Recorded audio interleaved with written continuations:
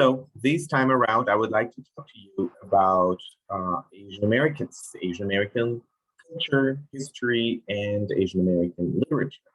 But first, let's define that an Asian American person is a person of Asian ancestry and American citizenship.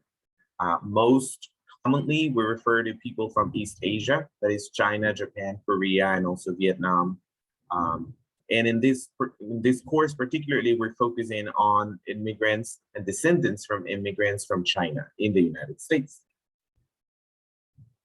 Some early history: the first Asians to immigrate and settled in the United States in the 18th century were Filipino men who were fleeing Spanish ships, and they settled in what is now Louisiana. Later in that same century, Chinese sailors came to Hawaii. And in the 19th century, Chinese, Korean, Japanese, and Filipino immigrants came to Hawaii to work in the sugar plantations there. So those were the first Asians to migrate to the United States territories and settle there.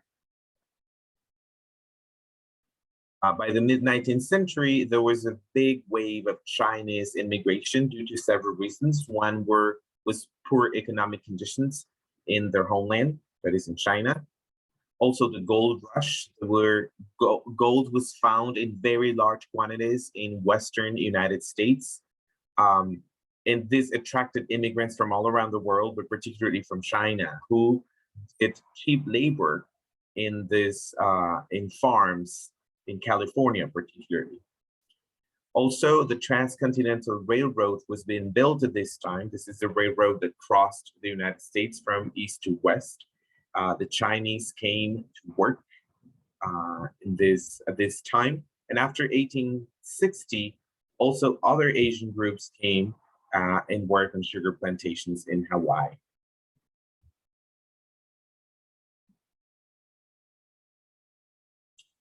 There were some attempts, at this time, there were some attempts to reduce Asians to servitude. They wanted to be turned into slaves like they did with the Africans, but that was not possible.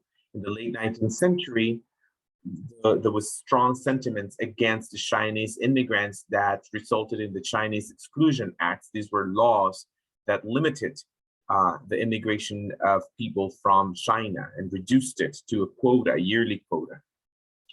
They were considered the yellow peril, making reference to the color of their skin. They were a risk to national security, to American culture, whatever that was at the time. So they were pretty much kicked out, or at least they were hindered from coming to the United States in the late 19th century. Also, something that was very important later in the 20th century were the concentration camps that were built in the United States as a result of World War II or during World War II. If you remember, Japan and the United States were rivals during World War II. So anything Asian, anything Japanese, but by extension Asian, was considered a risk to national security. So many Japanese citizens of the United States, people who were born in the United States to Japanese parents, were sent to concentration camps.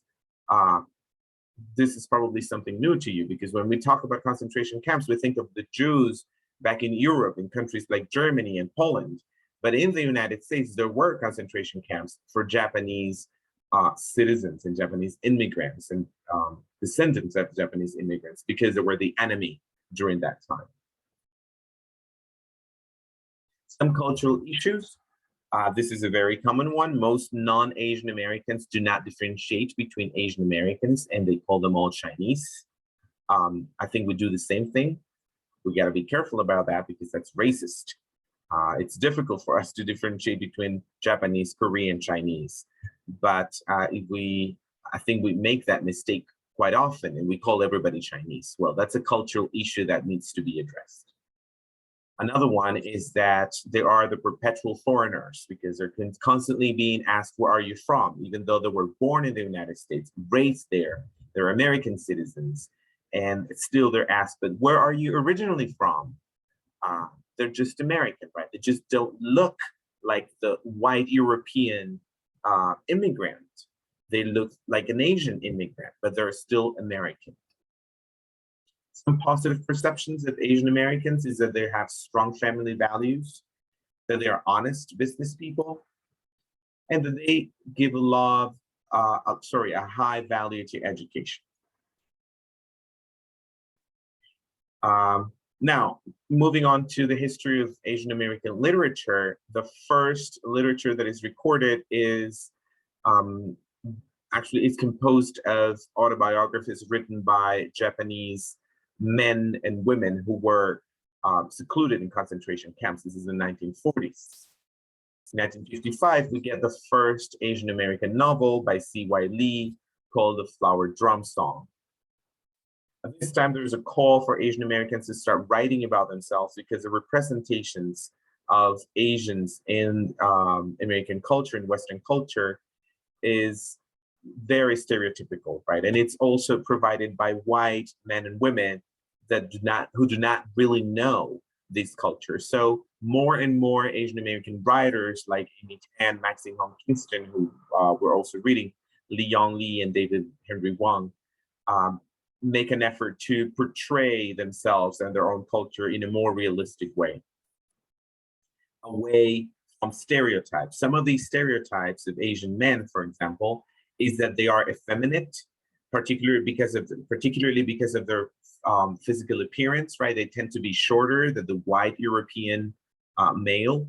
Also because during the building of the Transcontinental Railroad, they worked as cooks and as laundrymen, so they did women work. So they are perceived as effeminate, right? As not masculine enough. Also, they wear these silk gowns, this long braids that are called queues, long hair. So they're very feminine in their appearance according to European standards. Another stereotype is that they're sexually impotent, but ironically enough, that they are predators of white women. So white women were, especially in the 50s and 60s in the United States, and even before that time, that they were warned against the Chinese because they came to prey on them, right? Now, their stereotypes is that they are misogynistic, the way they treat women in their own culture and women in other cultures, right? Reducing their liberties, not treating them with respect, et cetera, et cetera. That's a very important stereotype of Asian men. Now, how about Asian women? Asian women are supposedly hypersexual, that is, that they're sexually aggressive, that they are nymphomaniacs of some sort, and they're calling for sexual attention and sexual action.